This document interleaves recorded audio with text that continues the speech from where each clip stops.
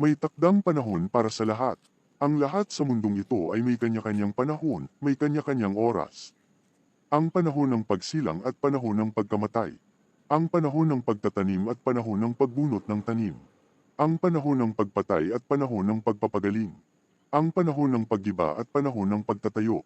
Ang panahon ng pagluha at panahon ng pagtawa. Ang panahon ng pagluluksa at panahon ng pagdiriwang. Ang panahon ng pagkakalat ng mga bato at panahon ng pagtitipon sa mga ito. Ang panahon ng pagyayakap at panahon ng paglalayo. Ang panahon ng paghahanap at panahon ng pagkawalan yun, ang panahon ng pag-iingat sa isang bagay at panahon ng pagtatapon. Ang panahon ng pagpunit at panahon ng pagtahi, ang panahon ng pagtahimik at panahon ng pagsasalita. Ang panahon ng pagmamahal at panahon ng pagkapuot. Ang panahon ng digmaan at panahon ng kapayapaan. Ano ang mapapala ng tao sa kanyang pinagpaguran? Alam ko na ang itinakda ng Diyos sa tao.